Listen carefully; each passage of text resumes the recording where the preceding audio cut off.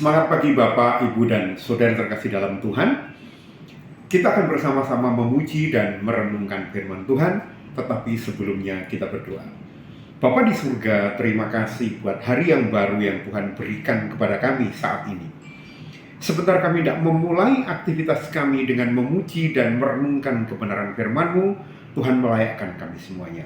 Dalam nama Tuhan Yesus Kristus kami berdoa. Haleluya. Amin. Tuhan selalu ada dalam setiap jalan-jalan kehidupan kita.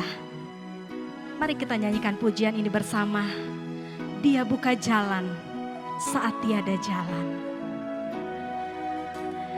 Dia buka jalan saat tiada jalan.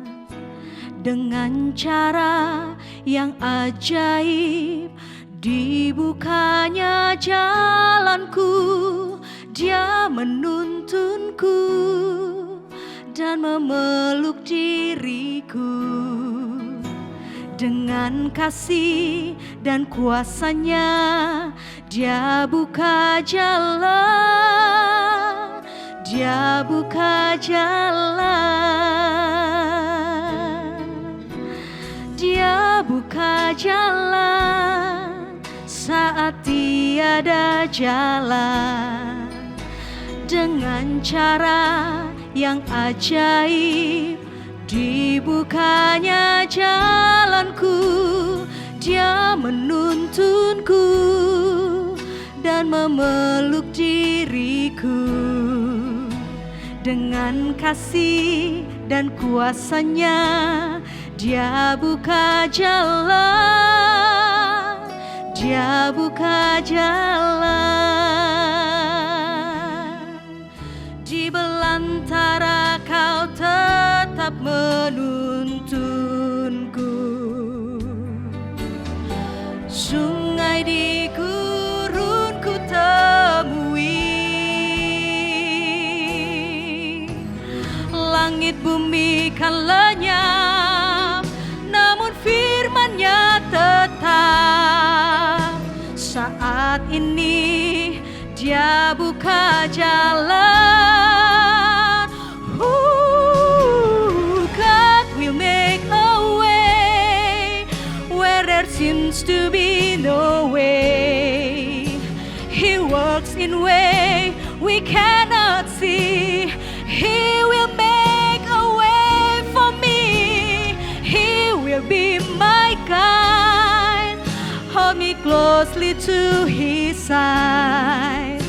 With love and strength for each new day, He will make a way.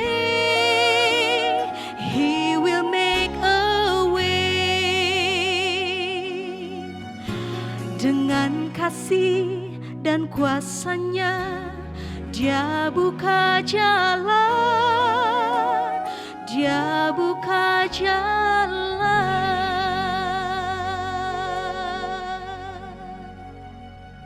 Bapak, Ibu, dan Saudara terkasih dalam Tuhan, setelah mendengarkan pujian, kita akan bersama-sama merenungkan beberapa ayat firman Tuhan pada pagi hari ini. Dan renungan kali ini bertema tentang perbuatan yang baik. Kita akan baca sekaligus 3 ayat. Yang pertama di dalam Kisah Rasul pasal yang ke-9 ayat 36. Demikian firman Tuhan. Di Yope ada seorang murid perempuan bernama Tabita. Dalam bahasa Yunani, Dorcas. Perempuan itu banyak sekali berbuat baik dan memberi sedekah. Yang kedua, Filipi 4 ayat yang kelima. Hendaklah kebaikan hatimu diketahui semua orang. Tuhan sudah dekat. Dan yang ketiga, Efesus pasal yang kedua ayat yang ke-10. Karena kita ini buatan Allah, diciptakan dalam Kristus Yesus untuk melakukan pekerjaan baik yang dipersiapkan Allah sebelumnya. Ia mau supaya kita hidup di dalamnya.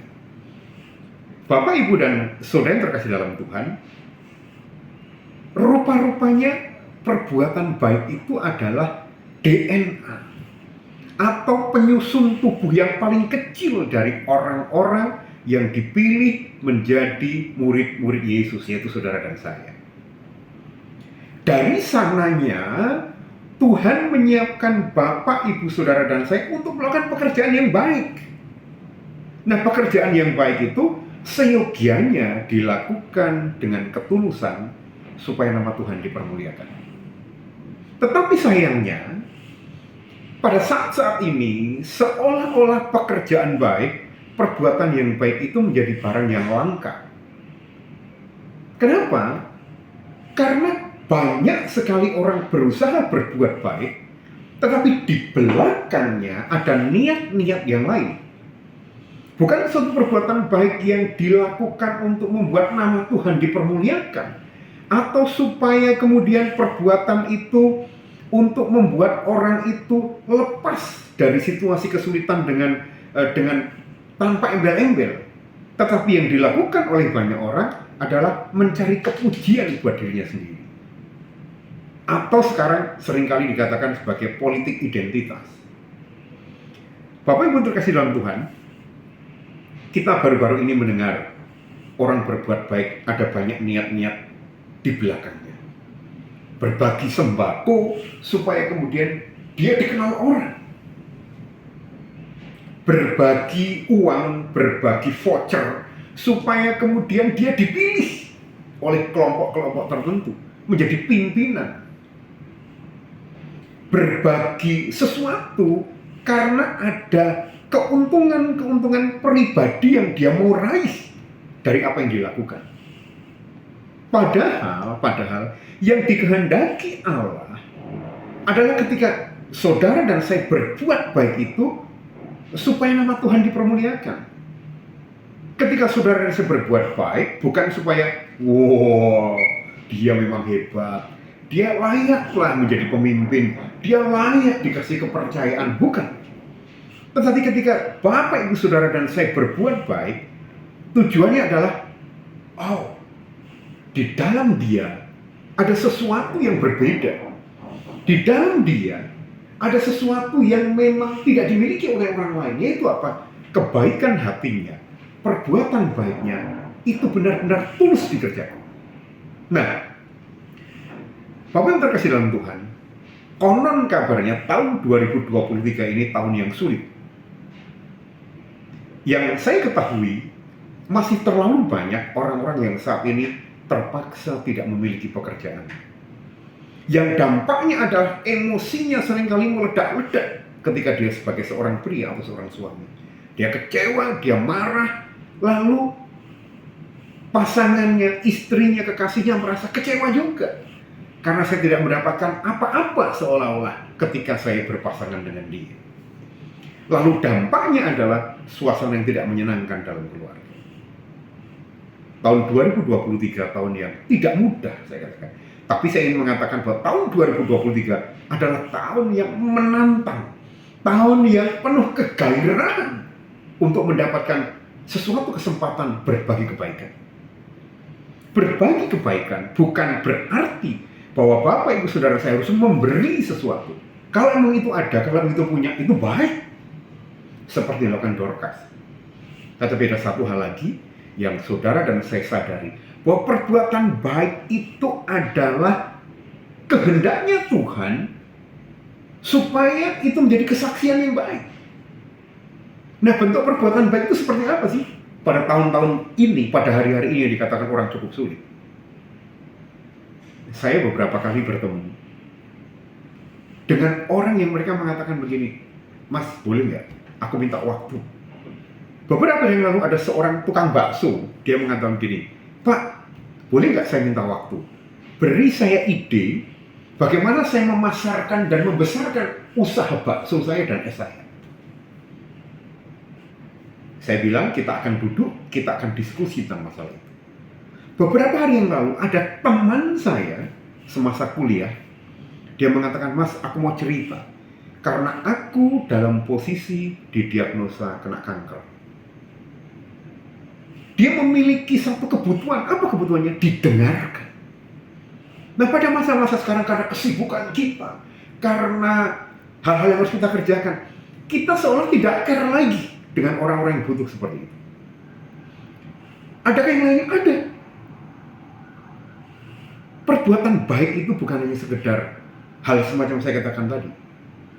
Tetapi kalau Bapak, Ibu, Saudara, dan saya melihat ada saudara kita yang kemarin minggu kayaknya dia nggak kelihatan.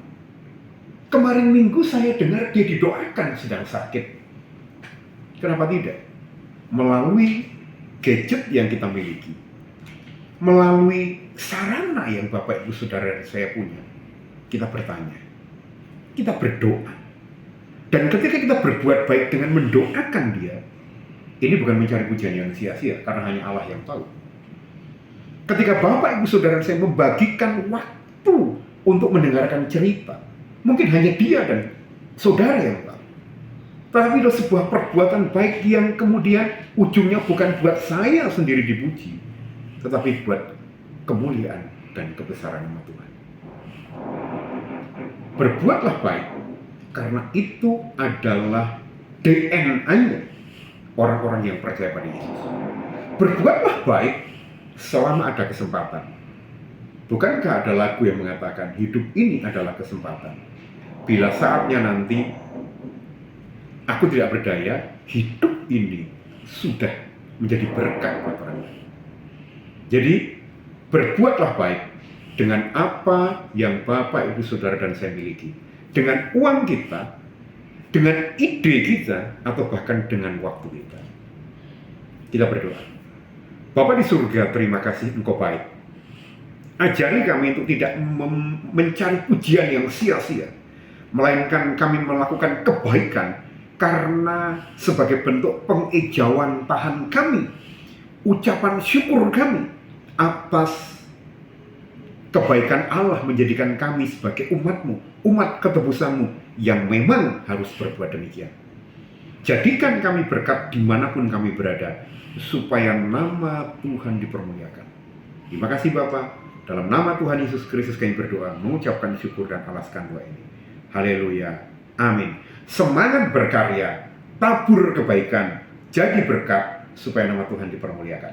Semangat pagi. Di dalam Yesus Tuhan